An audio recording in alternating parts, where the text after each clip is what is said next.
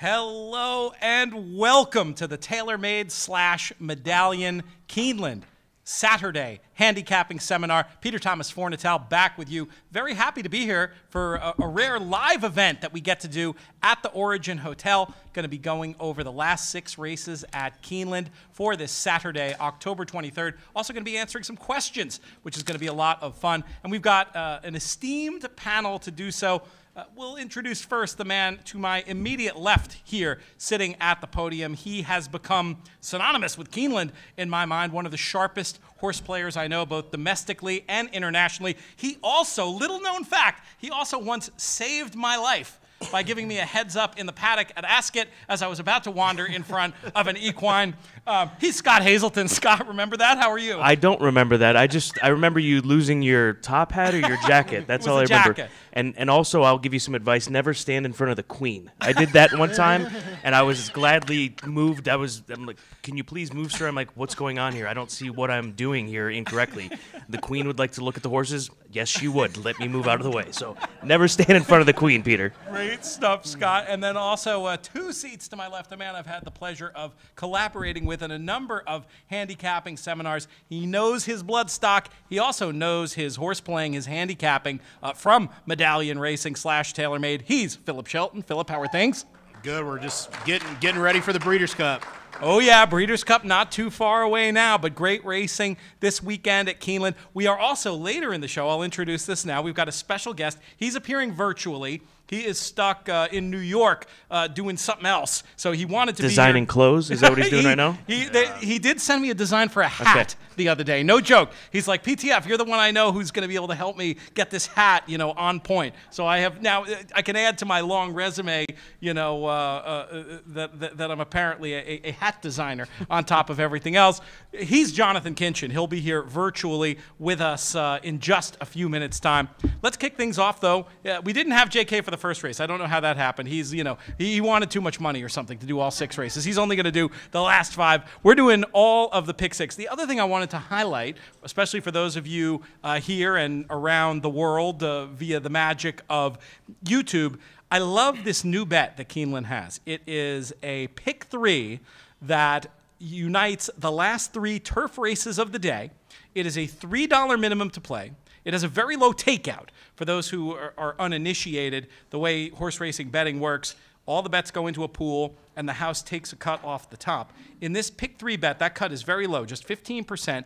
Every day, it seems to me anyway, that it pays better than it should. Tomorrow's Keeneland Turf pick 3 is on races 5, 8, and 10. So we wanted to start off with this race number 5. It's a 3-year-old allowance race going 1 mile on the turf. And to kick things off, let's bring Scott Hazelton back in. Who do you think we should be focusing on here for our Keeneland Turf pick 3 or in our general betting? Well, I started with the number 7 horse, War Machine, for Mount Brilliant. It's a homebred for Mount Brilliant, and this is a gelding, son of Warfront, who historically they do their best running on the turf course, and since they've moved him over to the grass, he's really woken up. He broke his maiden, won his first career race at Woodbine, did so at 4-1, and then his last race, that's what I'm keying off of, Peter, is that last race at Del Mar. That's a very good race, a very deep field, and he was only beaten a half of a length. He made the lead in that race. He was 12-1 that day, and Crew Dragon, a horse that was actually sold at Keeneland back in April, was the sale topper for that single day sale, was the winner of that race. Hockey Dad, another good runner. So I think that 4th place finish against those types of horses is key, and he's a horse that is likely going to sit forward, meaning he's probably going to be part of the pace. He might even make the lead, which is, let's face it, you'd rather be up front than out back in any sort of racing. And I find it interesting that they've gelded him since his last race. So 2 months off since that gelding operation. He's been training up at Fairhill, one of the top training centers that we have in North America. That's up in Maryland. I think War Machine is the one that I go with. I also have the number 5 horse, Caveat Emptor, a horse that same sort of situation. He's run against good horses. His first race, he ran against Gear Jockey, who became a stakes winner at Kentucky Downs this past meet, and is going to be a runner that we see in the Breeders' Cup Turf Sprint. But he just broke his maiden at Kentucky Downs, and perhaps the light bulb went on. And then, do you want top 3 picks? What are you looking for whatever, here? I mean, really, however you would want to approach it from a wagering point of view. Yeah, and I think the 10 is another one that'll bounce back. Hit Hot Stove League. the horses by Hit It a Bomb have done very well for that young stallion. He's a son of Warfront, just referencing Warfront with my top pick. But I think back out to 2 turns versus a sprint race in which he ran last time out, I think Hot Stove League, the 10 horses live. So I went 7-5-10 in race 5. Hit It a Bomb, who among his, well, really his career highlight came right here in Lexington, Kentucky, back in the 2015 Breeders' Cup Juvenile Turf with that impressive run from the far outside post. And yeah, his babies have been fun to watch on the track. I think he's definitely a stallion with a bit of a future. Philip, let's bring you in. What do you think you want to do to get things kicked off here in race number 5? Yeah, I kind of agreed. If you looked at the morning line, Caveat Emperor is 8-5. I basically thought he had an equal shot to War Machine, so I'm hoping I get 7-2 on War Machine. You know, if you look at the buyer numbers, which all of you have, so the bold number is a buyer speed figure, basically just for simplicity purposes. The higher the number, the better. But he ran a significantly higher number at Kentucky Downs, which is a track that is it's an undulating track. It's just completely unique. It's every track in America is fairly similar. They're all ovals. They're, you know, but Belmont can be really big. But with the exception of Belmont, they're all basically a mile or mile and a 16th in circumference. Kentucky Downs is like a horseshoe unless you run about 3 miles, what feels like. So anytime a horse runs a significantly better race at Kentucky Downs than their previous races, I kind of just put a star next to it and say, is this real? Is it not real? And conversely, we could talk about it later with some of the other horses. If a horse runs really poorly at Kentucky Downs, sometimes I just draw a line through it and say, you know what, Kentucky Downs is a really weird surface. Some horses just don't handle it. And I wouldn't want to take 8-5. To me, I would agree with Scott. Crew Dragon, I think, is very good. The horse ran really well. They gelded him. I'll give a quick shout-out. Mark Taylor bred the number 11 Arabian Prince. He's by Mshawish. I think it's kind of interesting, just first-time turf. His first start, they actually tried to enter him on the grass, and the race came off. And you can see just looking down, you know, he ran against King Fury, Keep Me in Mind, Midnight Bourbon. The last couple haven't been great. So I'm not sure, but I think kind of an interesting race. If you get past the top 2, if you get past War Machine and Caveat Emptor, I think you can make a case for a lot of them in here. And I think at least with him, you don't know if he's good enough. He's run against a bunch of really good horses, and he could maybe move up first-time grass. So if I was playing a Turf Pick 3, I might single War Machine and just take a stand here. But if I wanted to spread, I could be talked into Arabian Prince or some of the other ones. But if I held your feet to the fire for a top pick, you'd put the 7. Yeah, absolutely, War Machine. All right, let's move on to race number 6. The second race of this pick 6. It kicks off the late pick 5. We've got 3-year-old allowance types on the dirt going a mile and a 16th. Philip, we'll keep it with you. Yeah, I think this is a really good race. This is a race that in a lot of jurisdictions you just don't see. You know, it's like it's a 50, 62.5 claimer, or it's a stake or a grade 3. You don't see a lot of races where you have horses that are this good, that are eligible for this kind of allowance. I think that's one of the things that makes Keeneland really special. You know, you get a lot of these allowance conditions that other places would be stakes. And, you know, for me, I thought the 4 was really interesting. Chad feels like he's on fire. The horse, you know, the only thing I don't like is at Keeneland, a mile and a 16th, it's a short stretch. I prefer horses that maybe have a little bit of tactical speed, which made me kind of default. I think the 7 is interesting. It's a horse that Norm Cassie claimed off Pletcher, which, you know, can be tough. I've found sometimes when horses start to drop down the ladder, the class ladder from Pletcher, you can be all right claiming some of them. They're not at the top of the barn anymore. And this is a horse that showed some ability, and I just think is going to be a little bit closer from the outside. So for me, at 4-1, I think he could float up a little bit. He was probably my top pick. I also liked the two favorites, the 2 and the 4. 7, 4, and 2, it sounds like. Am I getting that right, Philip, Yeah. for your numbers? And yeah, looking at pace figures, I think Candy Tycoon might even be able to go to the lead in this spot, and I don't think Mystic Knight will be as far back as in the previous starts, just the way this one shakes out on paper. But Scott, how do you see it? I've got the same 3 numbers, but in a bit of a different order. I do agree with Philip on the Norm Cassie runner, because Norm has had he's had good meets here in the past. I think this is probably the best meet that he's had. He just was with a nice filly named Super Quick for the Mary Lou Whitney stables. And it was in a situation where down on the inside, she had to go. And like you said, Philip, you've got to have that position early because it's such a I don't want to say a quick run up to the first turn at a mile and 16th. It is when it's a mile. But when they come around that turn, if you don't have the lead by the time you straighten out and you're running to that first wire, you're in a tough spot. There are 2 finish lines at Keeneland Racecourse. When they run a mile and a 16th races on the dirt, they run to the first wire. So it's a very, very short stretch. And when you go out there tomorrow, take a look at that and look for those 2 finish lines, and you'll see how drastic it is because they get just so much less time to work with once they straighten for home. So, but I went to the number 2 horse leaning on his back class, Beau Luminary, for Rudy Brisset, and another barn that's had a good meet here at Keeneland.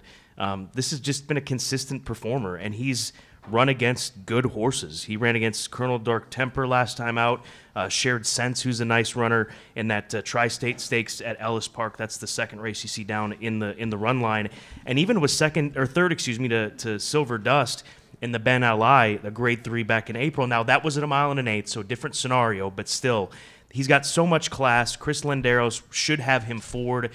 I mean, he could probably sit off of the pace setter on the outside if that's what ends up happening. You know, some of these riders have to realize and will realize they need to be a bit more tactical given the pace scenario in a race like this. Mystic Knight, absolutely. You have to look towards him as a contender for Chad Brown and the meet that he's having. And then the third choice for me is Candy Tycoon for Norm Cassie. And they've acquired a lot of these horses out of New York, these runners that they've had, that Norm's had, and for AJ Suited Racing in part. So I think that they'll keep it going. And Norm said to us, we had dinner with him. I work with his wife, Gabby Gaudet, at Keeneland and on TVG, and we had dinner a few weeks back. And he said, every horse that I'm going to run at Keeneland is going to run big. And so far, they have. He has not been wrong whatsoever. Norm Cassie, one of my, he's a pet trainer of mine. I always like to give extra attention to his runners. And somebody at one point accused me of, I picked so many Norm Cassie runners. They said I was in the Norm Cassie fan club, and I copped to it. I said that we meet at Hooters. Professional wrestling is discussed, and we get a lot of winners. That's no joke, is it? That isn't a joke. 1,000% true. Yeah. And so it's 7-4-2 for Philip, 2-4-7 for Scott. And now, for the first time, we're going to bring in our virtual guest, the man I always bill him as coming from the planet Texas. And on our show, we call him the People's Champion. He's Jonathan Kinchin. What does he have to say? Hey guys, is this Pete guy? Has he been talking bad about me? Well, you guys just shoot me a DM. I'll tell you all the stories you want to know about this Pete fella. That little hat, the little beard. I'm on to you. Anyways, first leg of the pick 5, race 6. I'm so sad I get to go to Keeneland this meet, but hey, what do you do? I don't have a strong opinion on who's going to win. I have a strong opinion on not liking a horse that's going to take money. The 2, Beau Luminaire. It's a horse that ran well last time, but I thought kind of had things kind of set up nice. That day, going 10 furlongs, and not going 10 furlongs a day, going the mile and a 16th with a short stretch, completely different ball game, but they're going to bet this horse as if the situation lays out perfectly. Mystic Knight, the 4, a very consistent horse, but a horse that I would kind of be opposed to as well. Always kind of shows up, always kind of runs his race. You're going to get that Chad Brown money. That's always going to come down. Not a horse I want to toss in the pick 5 unless you're feeling extremely brave. You're already tossing a horse. It's going to take some money, but I would, tread lightly with Mystic Knight. I don't think that's the answer to the Beau Luminaire is not going to run as well as the last race question. Bourbon Calling, that's the 6 horse, definitely a horse you want to use. And the 7, Candy Tycoon. Once upon a time, this was the best 2-year-old in Todd's barn rumor up at Saratoga. Horse never really panned out to be that. So let's see what happens with Candy Tycoon switching barns to Norm Cassie. All I can tell you is I'm against the 2, and I'm also against that guy with the hat. He doesn't give a pick. I'm going to have to give him a very hard time about that. It's like the world's most tepid pick for the 7 from JK, I suppose. Let's move on to race number 7. And we've got stakes action here with these 3-year-olds in the Perryville going 7 furlongs on the Keeneland dirt. You know what? Let's cue back up the People's Champ. We'll see if he takes a few more jabs at me, as is his wont, when we get his thoughts on race number 7. Did he say something bad about me? You know who didn't say anything bad about me? Is Matt Bernier, because Matt's a gentleman. I think Matt's on the show. If he's not, I still believe that Matt's a gentleman. On to race 7, the second leg of the pick 5. And I do have some opinions here. I think the 1 Soup and Sandwich, we'll all be excited to see this horse come back. Showed a lot of talent as a 3-year-old. Is coming in off a little bit of a break. Comes in going 7 furlongs. Seems to be working well. A horse that I do think can win this race. But a horse I don't necessarily trust off the long break. The other 2 that I would use, the 6 Pipeline, ran well going 9 furlongs at Saratoga. Then had to cut back to the 7. And that was what got the job done for Pipeline. Running the 7 here today as well. And who's having a better October than Chad Brown? I think 8, 9 graded stakes in October. I don't know, by then it could be even more than that by the time you guys see this video. And then the 8 Cool Quest ran extremely well at Churchill Downs. I think this is the horse that you actually want to kind of key around, drawn towards the outside. I like those outside tactical speed types. This is a little bit of a spready race for me. 1, 6, and 8. I just don't quite trust Soup and Sandwich. I can't lean there. I'm going to use the other ones as well. 1, 6, and 8. JK's begging for me to bury him here. I could tell you that the worst part of my job is definitely trying to find a time to schedule this world traveler to do podcasts. That's about the worst thing I could say about him. Scott, he's got it 168. How do you see it? I've got the 8 on top, and this horse has been elevated since we were at the races at Keeneland today because, excuse me, the race that he won, Cool Quest, take a look at the 8 horse out of the Brian Lynch barn. He beat a horse by the name of Her My Song by 8.5 lengths. So he was way out in front of Her My Song. Her My Song came back today and ran a giant race from off the pace to win at about 11-1 and beat some really nice horses in doing so. So I know Cool Quest is 4-1 on the morning line.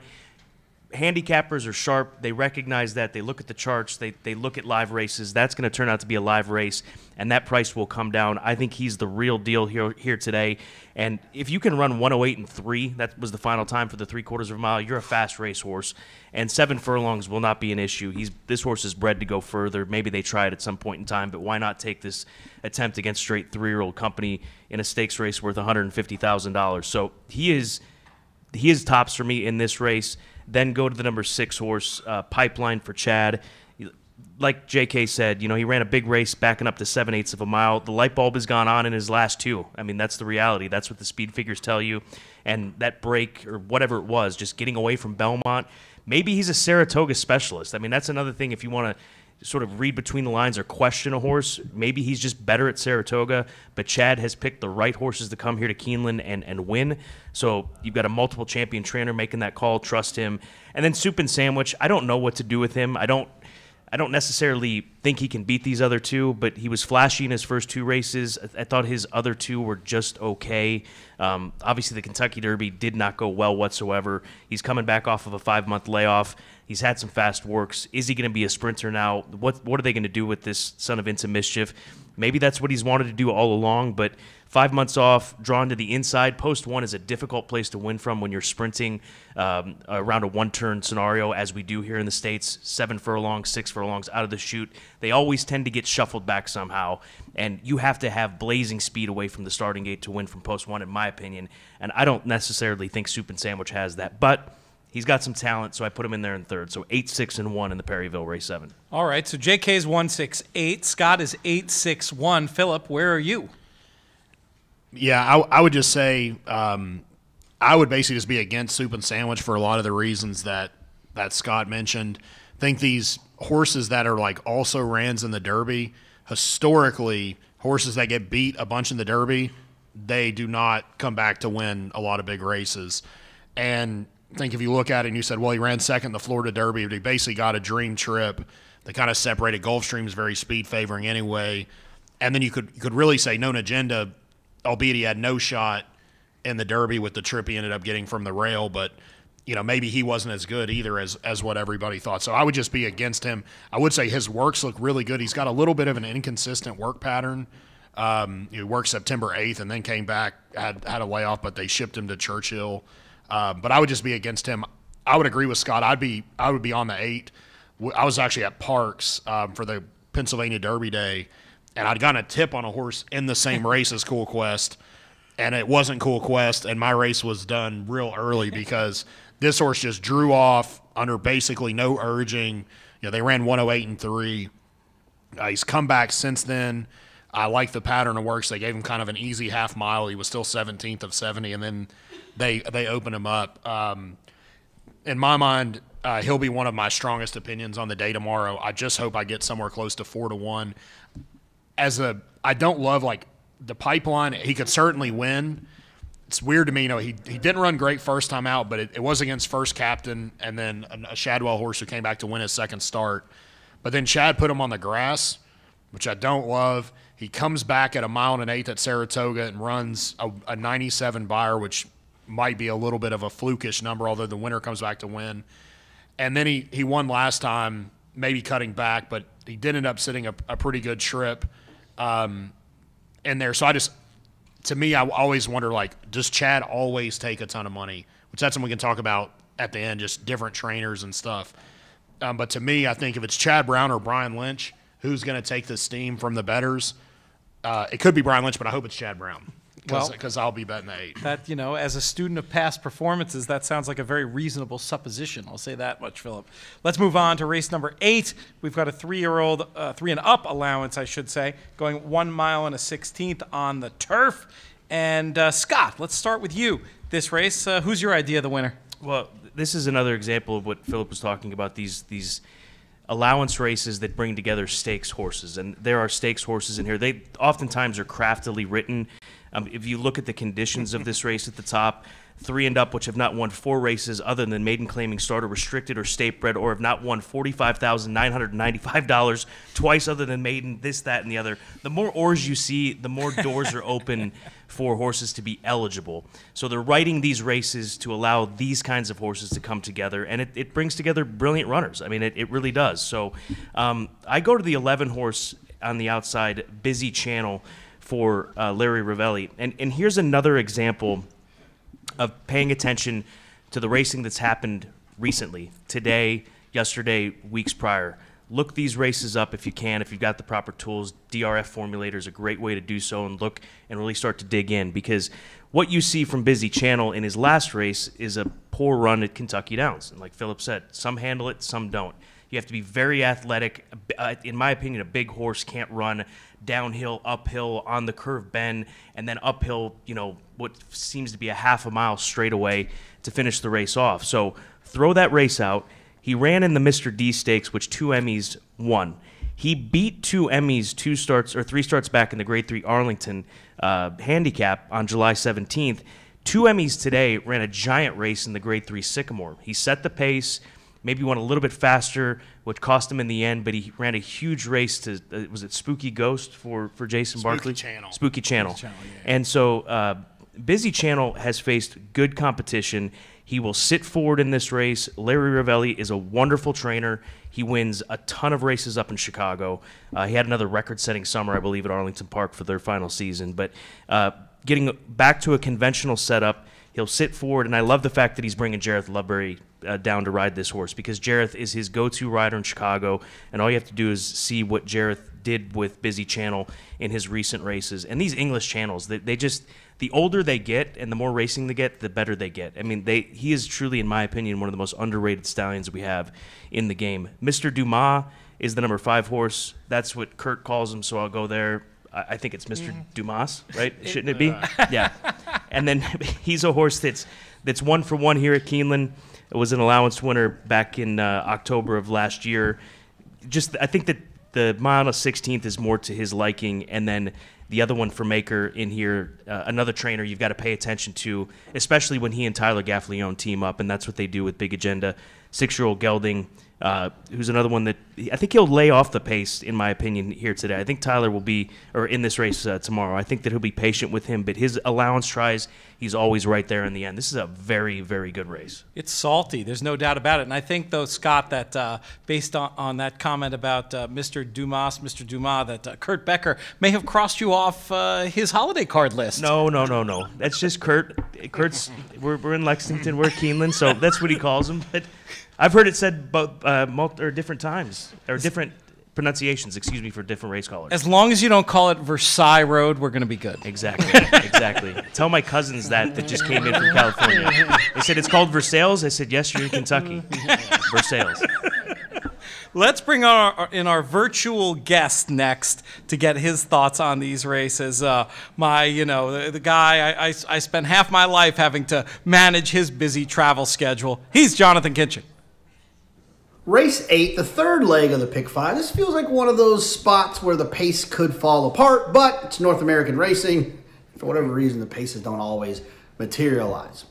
If the pace is hot, we're going to talk about a bunch of closers. I think the pace will be hot. But just in case, I do want to have that speed of the speed. And for me, it's the 11 Busy Channel. This is a horse getting Lasix in this spot. Does have some tactical speed, and I like where this one's drawn. As far as the closers, I'm going to use the 1, Hierarchy. This horse has some back races, and I love inside draws for closers. It's kind of a new thing for me, but I do love them because I do feel like they'll be able to save ground inside, make that one big run into the pace, and I feel like the 1, Hierarchy, is one of those types of horses. The 5, Mr. Dumas.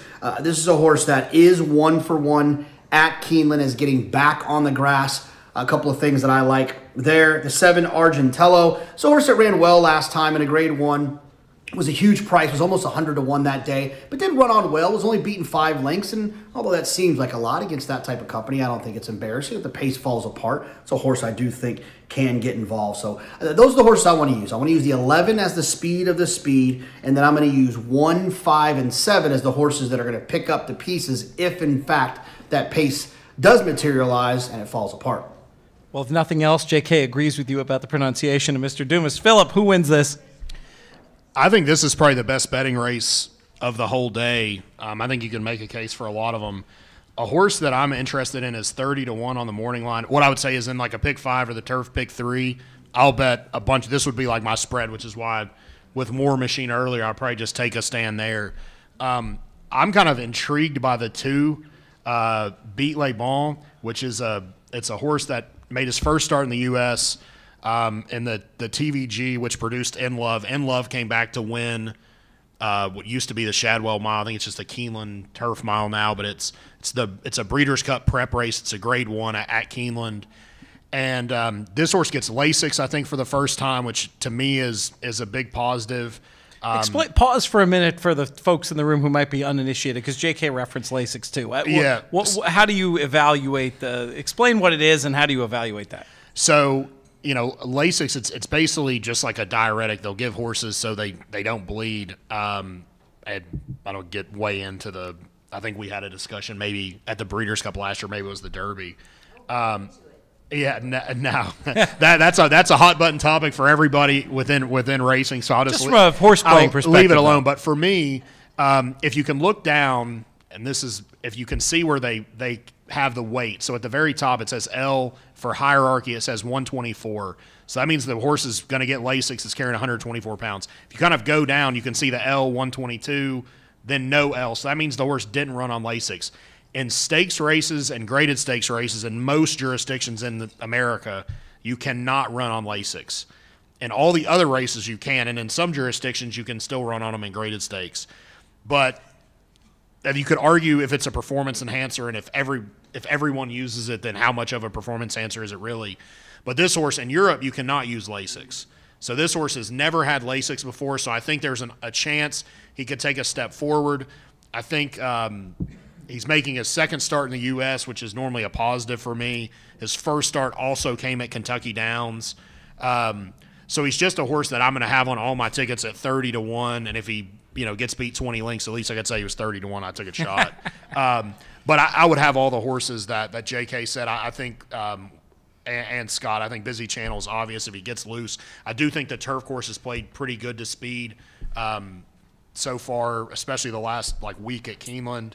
And I think the 4 Big Agenda is very logical as well. So I'll have a bunch in here, but I'd be interested in the 2 at what's a big price. And I think if you go back and look at some of his time form ratings, he's run plenty of races on Good to Firm. He ran a 110 time form back in June, which I think would stack up very well in this field. So at 30-1, I just think he's definitely too high of a price he's worth taking a shot at a big number. Philip referenced before the Beyer speed figures you see in the racing form. That's really the closest thing I think we have in American racing to official ratings. In Europe, they actually have official ratings, but he referenced the time form ratings. Those are, I would say, I don't know, Scott, if you would agree with this, but like for more like the horse player types, for the punters, the sharper types, those time form ratings almost are like the de facto best assessment of a horse's quality. Is that fair? Yeah, absolutely. Yeah. I mean, and they're much higher numbers for the upper echelon, right? I mean, 130, 140 is not something that is out of the ordinary for a Beyer. Anything in the triple digits is wickedly fast, and we've had horses, run triple-digit Beyers in the 110, 107 range and things of that nature. So, kind of 100 and above is incredible and hard to do, and you kind of work backwards from that when it comes to Beyer speed figures. Let's pivot and move on to race number 9. We've got graded stakes action in the Raven Run. We've got the 3-year-old fillies going 7 furlongs on the dirt. Philip, I think it's time for you to go first again. Yeah, I think you were talking about betting all the Norm Cassie horses earlier. I would say I'm just a sucker for Super Sensational. I've just bet her like every time she's run, which unfortunately has probably not been a winning line of thinking.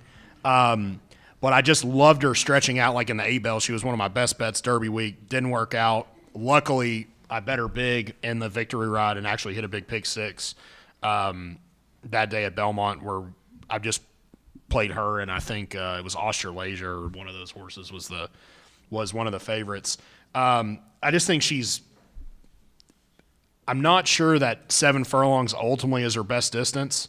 She could be better going a little shorter. Scylla basically nailed her last time, and I don't really think she had much excuse.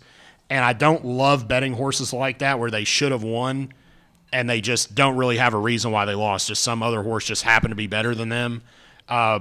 She's 4-1. I'm hoping I get 4-1 tomorrow. And the big reason is I think obligatory is the class of this race, and I think cutting back from 1 16 to 7 furlongs is perfect. I just don't love the 13 post, and I don't know that I love Giroux right now. I just don't think he's riding as good as he's ridden in the past. So for me, I also think, Junior Alvarado is Mott's #1 rider. Like, for those of you guys in Medallion, he rides Horologist, who's trained by Bill Mott. Junior basically rides her every time. So the fact that Junior shows up on Caramel Swirl just makes me want to not bet obligatory at what's probably going to be a short price from the outside post.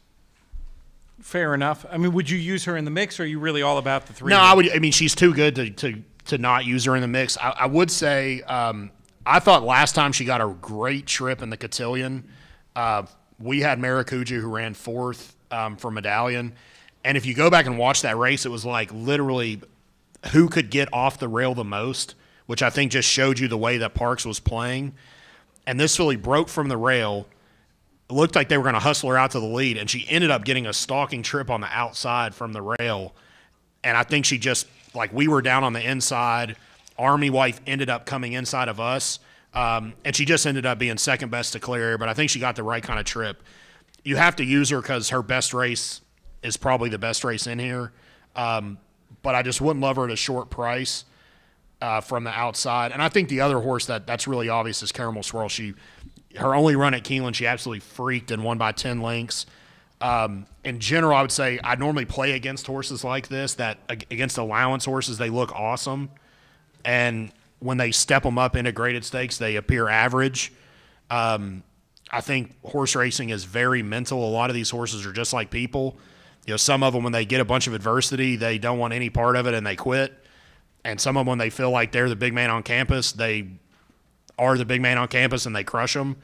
So I don't like that pattern where in the allowance races and the maiden race she looks awesome, and then in her 2 graded stake opportunities she doesn't look as good. And I think I think the California Chrome filly, Scylla, has a big shot. She's coming in razor sharp form. She's got tactical speed to sit close. She can finish. I don't think stretching out to 7 is going to be a problem. But I just couldn't get off Super Sensational. All right, fair enough. I'm going to write you down 313.87, a little bit of a spready approach in the Raven Run. You make that's a very interesting point you make about Caramel Swirl potentially, and it's a concept that comes up in English racing from time to time. I think it's a term that comes from cricket. The idea of a flat track bully. When they're the best, that they win.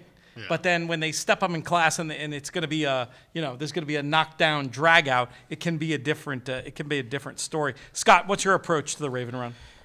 There's oftentimes you'll come across horses that aren't tested at a particular level, and you might get a bit bigger of a price than truly what they'll end up running. They'll run better than what their odds suggest. And I think for the number 9 horse, Zain Al Arab, the Shadwell filly, I think tomorrow's the day to take your shot with her, because she has earned the right to be in this Grade 2 race. She's won 2 of her 3. What's her morning line, Philip? I don't have it in front of me. 6 to 1. She's 6 to 1 on the morning line, and she broke her maiden off the pace, sprinting 6 furlongs. She finished second in her second start at Churchill. Again, that's another racetrack you could say some like it, some don't, but she still ran well. And then she was very impressive in her most recent race, where she beat facing winners in a first-level allowance race by 2 3/4. And this is a filly that Shadwell Stables paid $1 million for at the Keeneland September sale in 2019, when this filly was just a yearling. She's well-bred. Obviously, she has to be a fantastic-looking filly. Her mother, Delightful Joy, was a stakes winner. She's by Tappet, who's one of the top stallions in the world. So 7 furlongs obviously is not going to be an issue. I'll take a swing with her. And Johnny Velasquez, one of the all-time greats in modern-day racing, is coming into town to ride this one for Chad Brown. I like the 9 horse Zain Al Arab as my top selection. Then down to the inside, the 3 Super Sensational.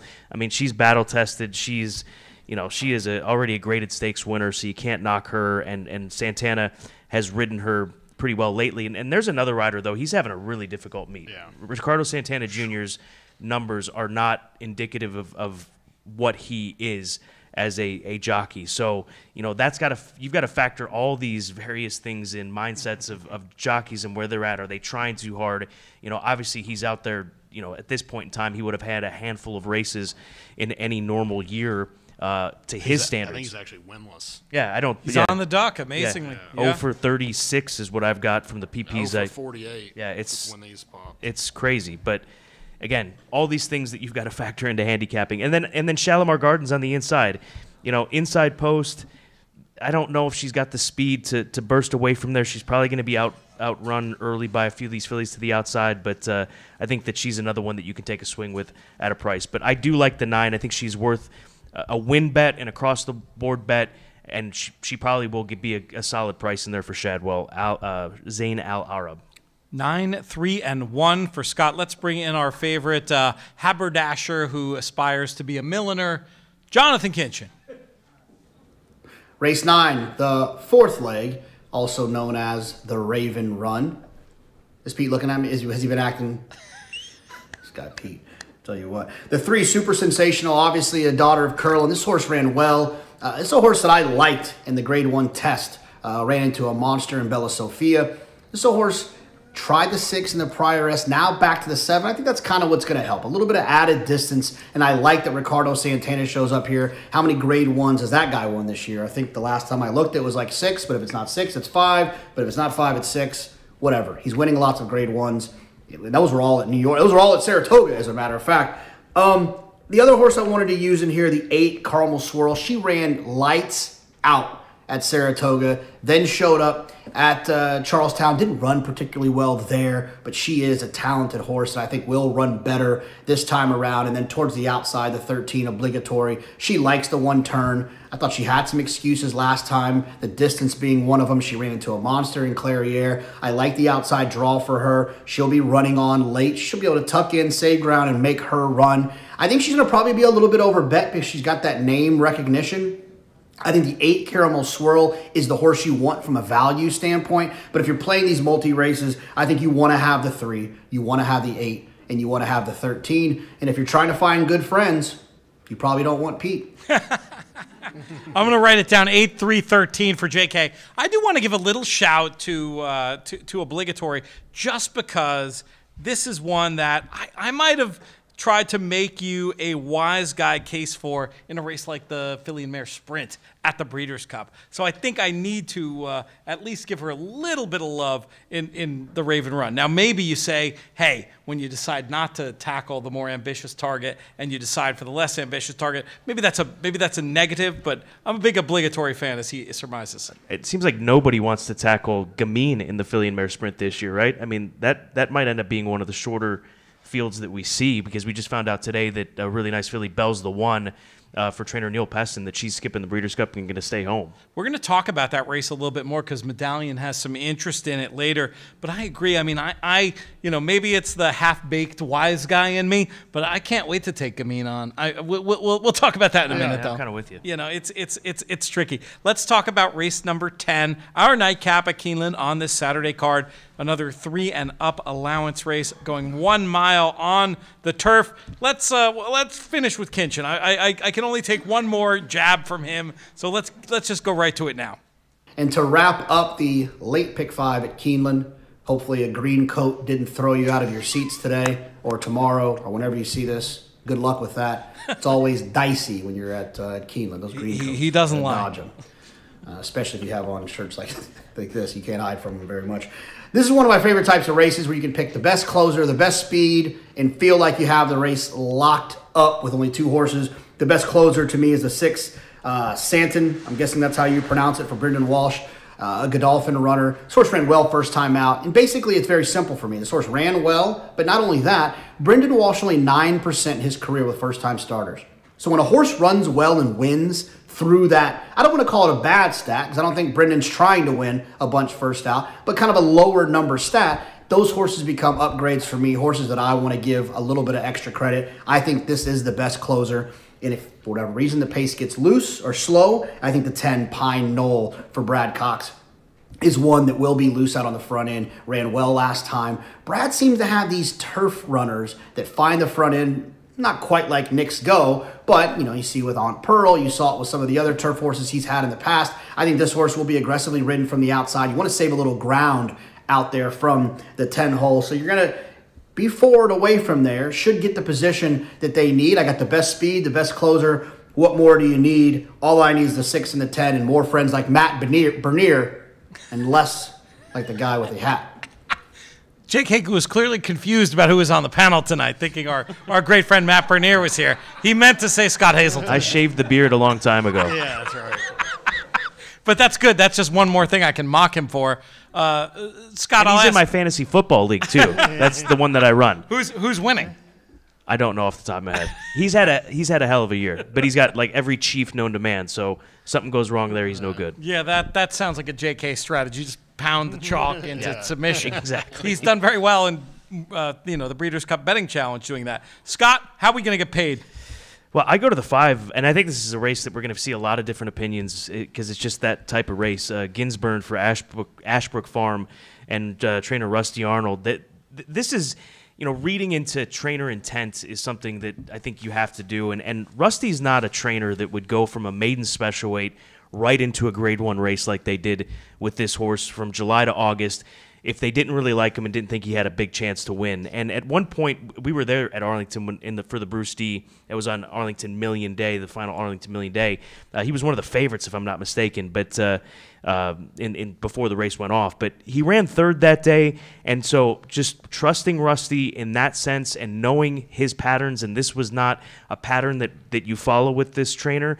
So he hasn't been seen since then. He brings him back here in allowance company. By the way, the horse that won that race, I can't think of it off the top of my head, is a nice horse of Eddie Keneally, the Grade 1 Bruce D. But Ginsburn, to me, on top. He'll sit forward if need be. He can close if the pace is quick. James Graham, the rider, is fantastic on the turf course. So I'll take the 5 on top, then go to the full horse Healing.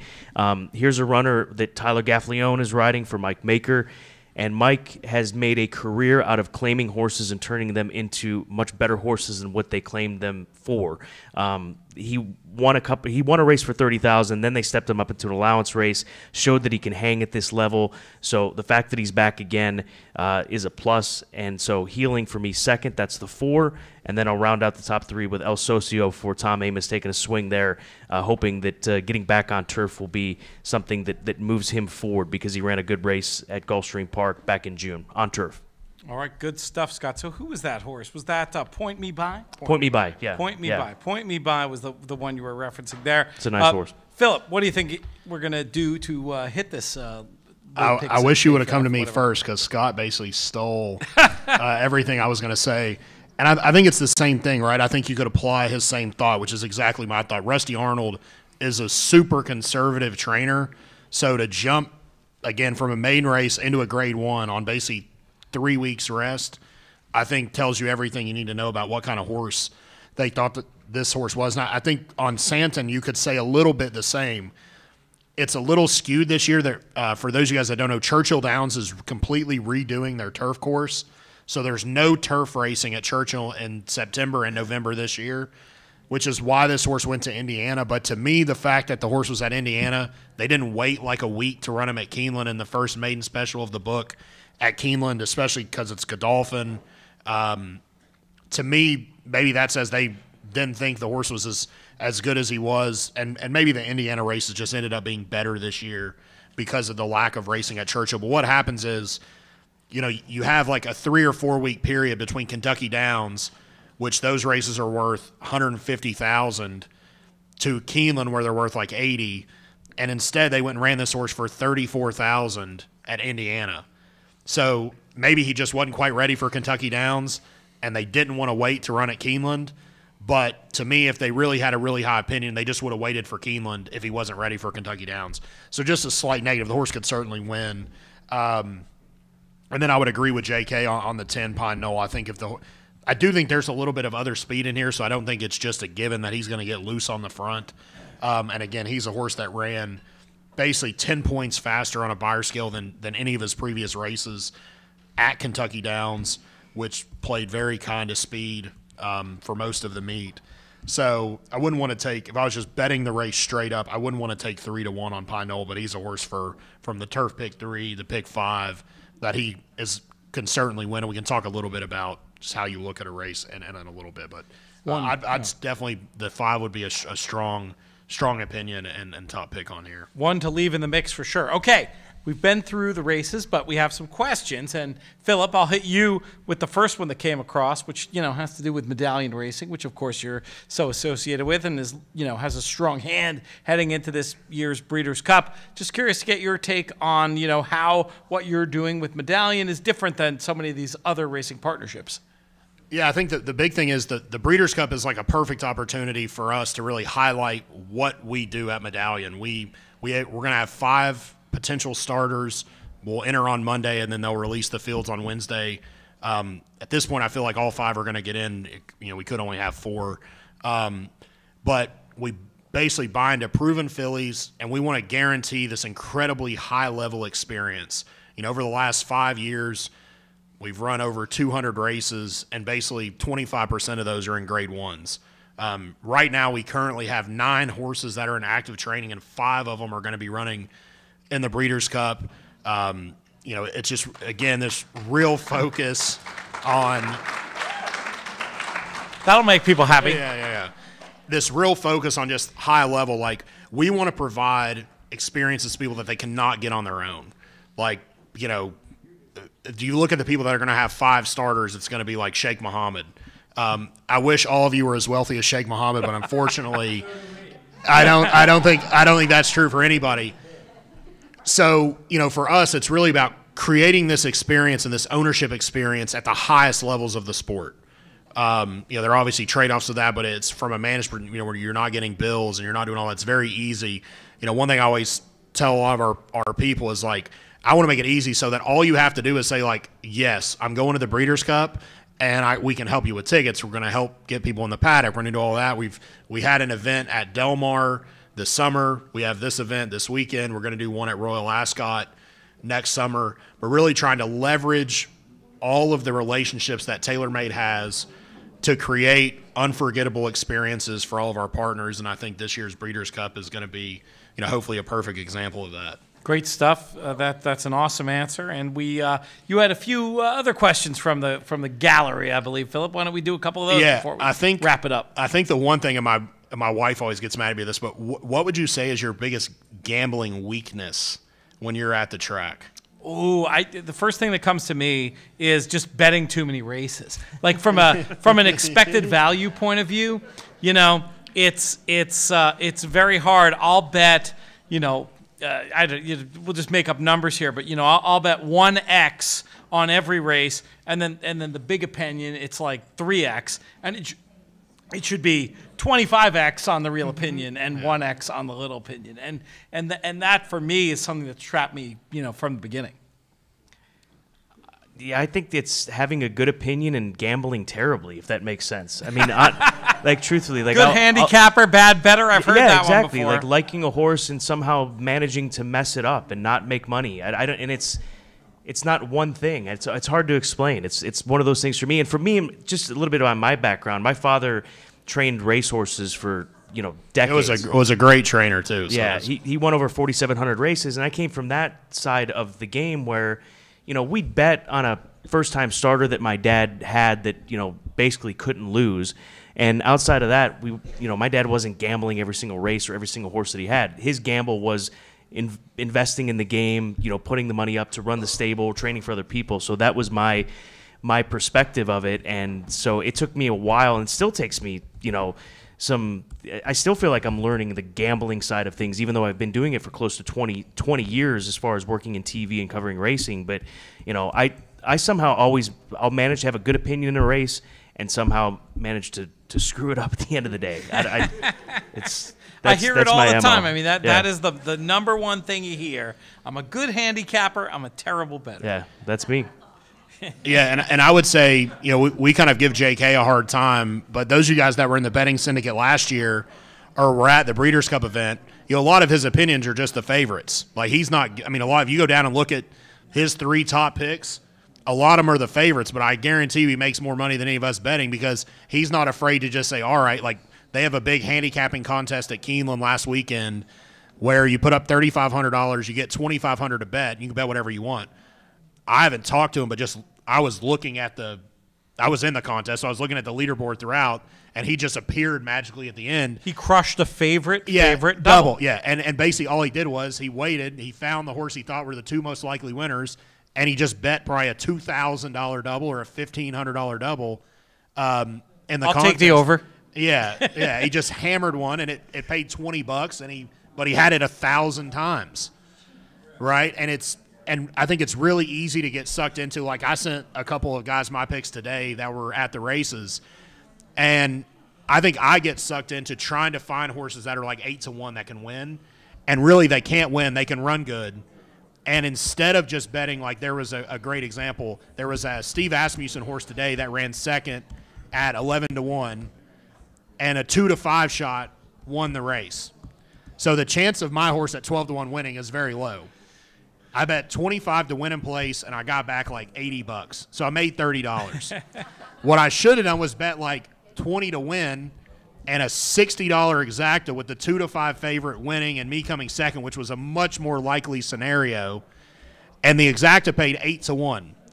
So if I would have done that, I would have cashed for $500.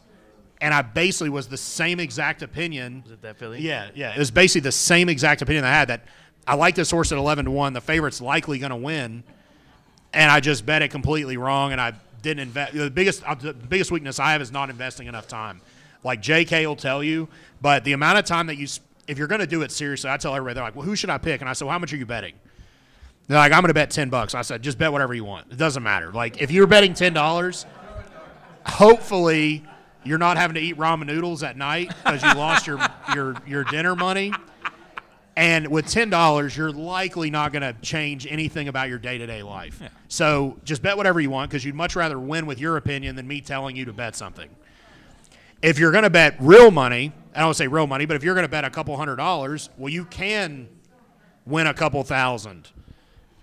And I think the biggest thing a lot of people do is they spend a ton of time, and this is my number one thing. I spend a ton of time handicapping, and then when it comes time to figure out how I'm going to bet my $600, I spend about 4 minutes. And if then you're I look lucky, back, most yeah. people spend the time it takes to get from the table to Yeah. walk over to the window. Yeah. 4 minutes is good. And what I've figured out this year is, like, I've done way better in multi-race bets. So, like a pick 4 or a turf pick 3, I've hit a couple of pretty big pick 6s this year. And it's all because I spend significant amount of time in ticket construction and how I'm allocating my betting budget.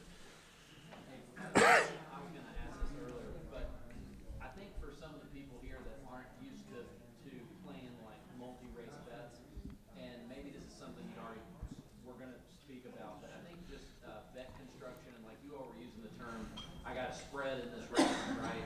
So I think back in our Derby event, you kind of said, hey, if you go into this, the pick 5 tomorrow or the turf pick 3, say how much do I want to bet going in? How much can I stomach betting? And then just if you could just go into that in a little bit, like pick a race that you know anybody could win and you got a spread, and then you got to have a strong opinion in a couple spots to keep your ticket price down, right? Yeah, so I think the biggest thing, what's great about horse racing compared to most every other form of gambling is you get odds. So you don't have to be right that much. Like if you bet on sports and It's not laying 11 to win 10. Yeah, and you're just assuming you're betting a side. Well, you're putting up $100. You're putting up 110 to win 100, and you have to be right 55% to make money. If you're doing that, with horse racing, you can be right 10% of the time, and you could be very profitable. So the key to everything in betting, and it's exactly what Scott said, is just, and even Pete said, it's leveraging where you have a strong opinion, and then recognizing when you don't have a strong opinion. And sometimes the strongest opinion is just knowing a horse can't win. It doesn't necessarily have to be the winner. You could say, hey, this horse is 4 to 5, and it's a bad favorite for whatever reason. So it's a race that you want to take a bunch of horses. So when you bet any sort of multi-race wager, or it could be a trifecta, or something like that, what you can do is you'll bet a wheel. So you'll bet a different number of horses in each race, and what it does is this is going to get more complicated, but the base level of the bet times the number of potential combinations you are betting is what your bet is.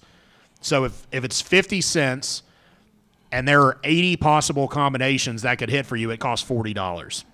So what you want to try to figure out, so like in the turf pick 3, it's $3. So it's going to be the number of combinations that you bet times 3. So for me, in the first leg of the pick 3, I think one of the races is incredibly open. I like a horse at 30 to 1, but is obviously not the most likely winner. I think the most likely winner of the whole sequence is War Machine. And I actually think the second most likely winner, maybe on the whole card, could be the horse in the last race. So for me, I'm going to play very few horses. Like I'll probably single War Machine, and I could single Ginsburg in the last. And then I'm going to bet a bunch in that middle leg and just try to hope a long shot wins. What I think you can get suckered into also is just saying, well, I'm just going to bet everybody in that race. And if I single 2 horses, that might be a good strategy because I don't have an opinion. But what I would tell you is, in general, if you don't have a good opinion, those aren't good races to bet. Right. It's tough because you can get very inefficient. Yeah. Bets, your opinion can be either a positive opinion or an opinion against a horse. Either one is an opinion. But at the end of the day, you want to be able to write bets that are reflective of how you think the chances are of the various combinations coming in. And the closer you can keep the bets that you put through those windows into your opinion, the better off you're doing. And if you get away from that and just say, oh, I hope something's going to happen, look, I'm not going to judge. We've all done it. We've thrown up the all ball. But it's not it's not efficient betting. I mean, Scott, you know what I'm talking about here. So you're calling it an exact science, right? This is an exact science. What we're doing, guessing about horses running around in circles with people tied to their backs, essentially. That's what we're betting on.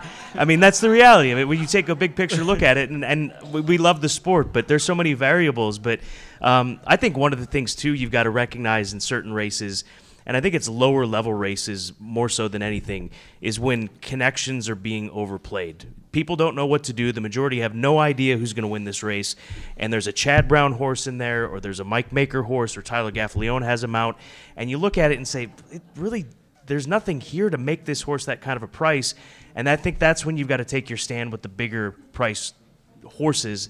And to me, it typically happens more in lower level claiming races where you come across instances like that, and that's where you need to spread out and just cover your bases, because, you know, the reality is there is no horse that really makes that much more sense than the other. So you just have to recognize that and go with that opinion and see if it works for you.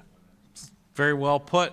Philip, we have another one or two, or should Yeah. what do you think? Before we get to a couple, does anybody else have any questions Yeah, about we can either tomorrow throw it up or to the room. Breeders' Cup or just general betting questions?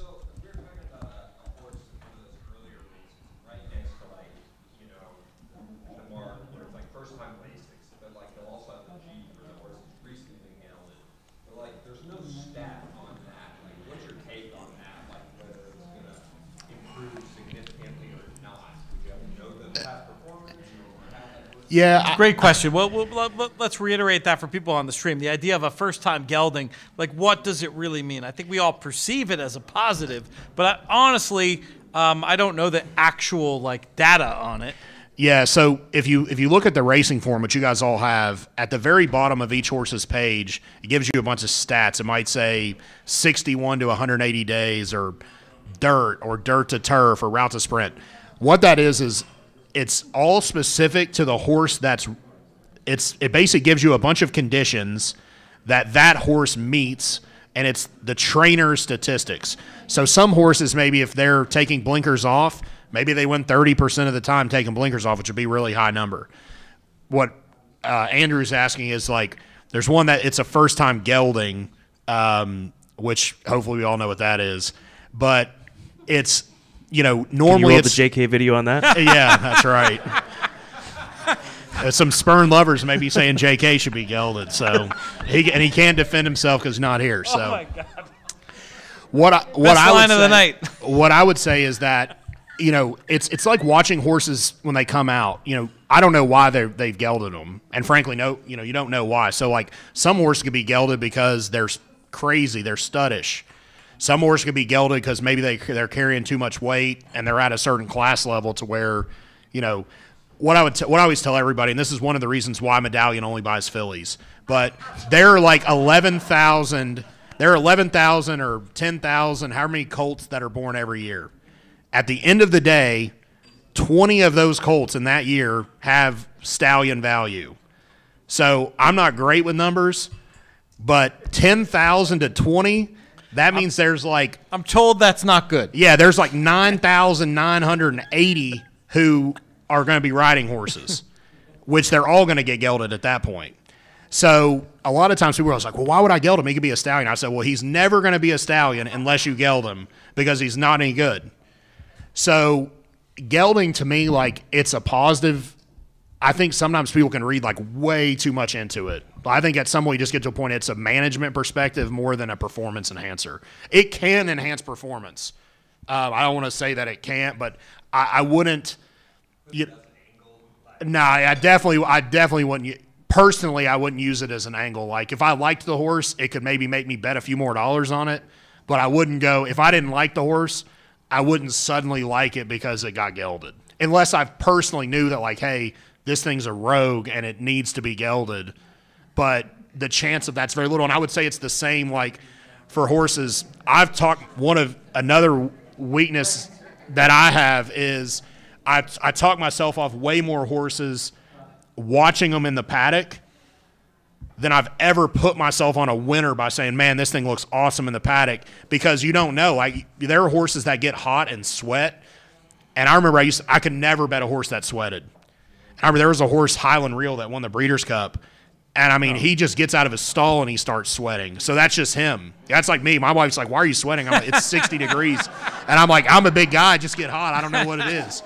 And so unless you really know the horse, it's really hard to make a lot of judgments on a horse's behavior because, for us, we had this filly Street Band. And I remember before the cotillion, I said, man, she is on her toes. And the trainer's like, I'd be worried if she wasn't acting like that. So sometimes you think they're too high strung, but that's just the way they are, and that's the way they perform. Shackelford. You remember him? Yeah, he was son of always Forrester. he would get crazy, and then if he didn't get crazy, you had to worry about him. Yeah, so I try not to take anything like that without intimate knowledge of each horse. I basically just don't. It's not a positive or a negative. People are like, don't you want to go look at him in the paddock? I'm like, absolutely not, because that'll completely throw me off on what I'm going to bet. And like I said, I've gone up to the window to bet on horses and canceled my bet because I thought they didn't look good. They were underweight. They were, use my expert opinion, and it didn't work. And I've just quit doing that, and I've had way more luck. Funny stuff. You got one more for us, Philip, or we get ready to wrap here? I think that's it. I just wanted to – does anybody else have any other questions? Yeah, we can throw it out to the room. Anybody got anything for us? Oh, yeah. Breeders' Cup question. I like that. Yeah. So we have 5 potential starters and 4 races. So we talked a little bit about nobody wanting to tackle Gamine. We're actually going to have 2 in there. So we have Bella Sophia, who is the best 3-year-old sprinting filly in the country. We also have Estilo Talentoso, who ran basically a neck third to Bell's the one in the TCA. And again, we want this high level experience. But I think the biggest thing, for us is this is our 5th year. So in 4 previous runnings of the Breeders' Cup, we've had 5 starters. Bella Sophia is hands down our best chance. And I think the really interesting thing about Gamine, right, is he's basically avoided running her in Southern California. Now, you could say that there's a lack of real great opportunities in Southern California. They've also said, hey, the tracks in Southern California are deeper. She prefers the East Coast track. I don't know how much that is. And frankly, she just hasn't been as fast this year. Now, 90% might be good enough to win. But I don't think she's as good as she was last year. I think Bella Sophia is still very lightly raced. She's definitely our best chance at the Breeders' Cup. I think we have some other horses. We have Going to Vegas, who's 2 for 2 at Del Mar this year, is coming in razor sharp form. I think from a figures perspective, they have like Warlike Goddess, and the DRF has her at like 7-2, and her best race is 2 points faster than our best race. So I would tell you 2 points is basically nothing. And I think with the configuration this year of a 1 3/8, it could be a quick run into the first turn. We have really good tactical speed. Horses that are going to be further back, they could be further back than they intend at a 1 3/8 at Del Mar. And what I would say is she's going to give us a thrill because at the head of the lane, she's going to make a move to the lead, and it's just going to be a question of if she's good enough. The biggest question you always have in any of the Breeders' Cup grass races is which Europeans are coming over. Honestly, from the look of it this year, it doesn't look like it's going to be as good of a group of Euros, I think, that are coming over. I would be shocked at this point if a horse like Snowfall came over. I think you could have Love, who's lost a little. I mean, any of the Euros can win. They're all they do is run on grass. So in America, a lot of times people are like, I got a grass horse. They feel like disappointed that they don't have a dirt horse. In Europe, it's all grass. But I don't know that you're pulling like. I remember the last time I was at Breeders' Cup, Waheda won, who was a very good 3-year-old filly. Rhododendron ran second. Like, I don't know that you're even going to pull a horse as good as Rhododendron. Love of June would have been that good, but, she's not Love of June. She's Love of November right now, so. We're going to see. We're going to be covering it all on the In the Money Media Network. We'll have a lot of content regarding the Breeders' Cup, and then we're going to do a show from out there. So we'll have a great opportunity to talk about all this stuff when we know who's actually running. Yeah, for any of you guys that are local, we're going to have an event, and it's going to be a week from Wednesday at Malone's. We'll have dinner. Pete and I think JK and then maybe somebody else will actually be in Del Mar, so we'll be streaming it. So Mark's going to be the host. We're going to have a bunch of like giveaways, and we'll also have a betting syndicate, which those of you guys that were in last year, we hit 5 of 6 in the pick 6. Nobody hit the pick 6, so we had 5 of 6 5 times and won $167,000. So we'll have that opportunity as well for the betting syndicate, but. We'll make sure we'll send out another link that you can sign up for the event at Malone's. It'll be somewhat similar to this. It'll be a little different feel, but like I said, we'll definitely have some giveaways for everybody. We'll have some free entries into the betting syndicate for everybody that shows, or not everybody, but we'll have a raffle for some free entries to the betting syndicate. And for folks watching, around the world, we'll be doing another live stream of that show as well. That's basically going to be our final answers Breeders' Cup show that we're doing out there that week. So that'll be an absolute ton of fun. I think we should wrap it, Philip, unless you got anything else. All right. Just make sure you get there early. You don't want to lose out on the handicapping contest because you missed the first race. We got one more question. One more question here. Who's going to win the Breeders' Cup Classic? Philip, we'll throw that one to you. As a company man, I got to say Knicks go. Because very popular response. So I think it's a really interesting race. More so than any other year, some of the older horses have just kind of gone by the wayside a little bit, like Maxfield's not going to run. Mystic Guide earlier in the year looked like he was going to be a monster, and he just hasn't come back from Dubai as well. And I can't remember a year where the 3-year-olds were going to take as much money as they are this year. And I say that Authentic won the race last year as a 3-year-old. But traditionally, it's a race that older horses have done better, with the exception of like the very, very top, like a Pharaoh or something. So to me, it's a crazy race from a tactical standpoint. You have Knicks Go, who's basically won every race he ever had on the lead. You got Medina Spirit, who's basically can only run on the lead. And for those of you guys in Bloodstock, we own Medina Spirit's mother in Bloodstock Investments. So, then you've got Hot Rod Charlie has got a ton of speed. So tactically, does it set up better for a horse like Essential Quality? In my mind, Knicks Go is just a super deserving favorite. I think the 1.25 miles is a question mark, but all he does, he's significantly faster than all the other horses. It's not like they're all kind of similar and he's just won more races.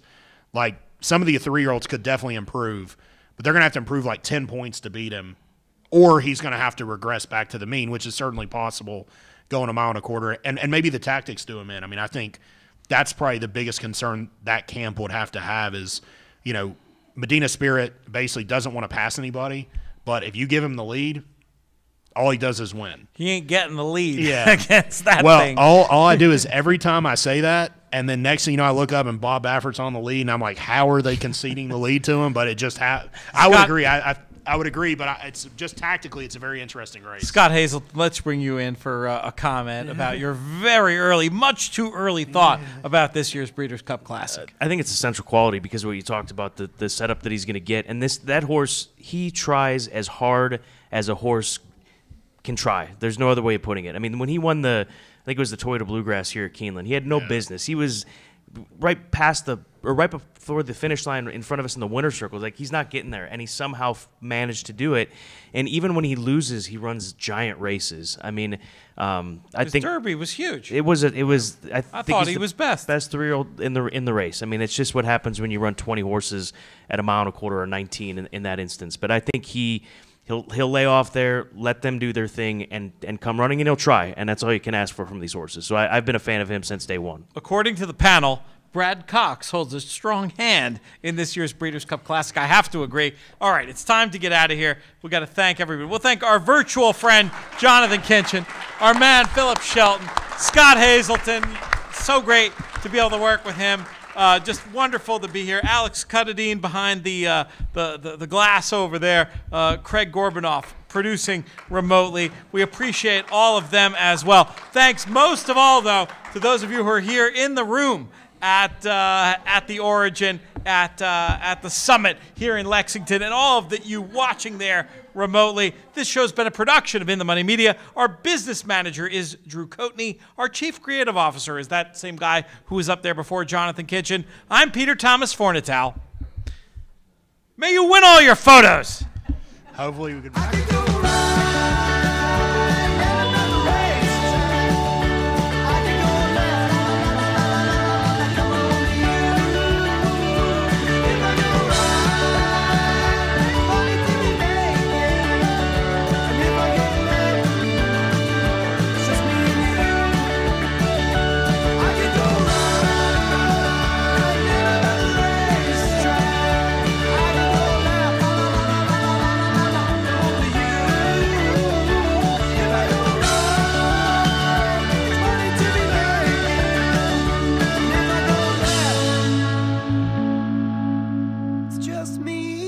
see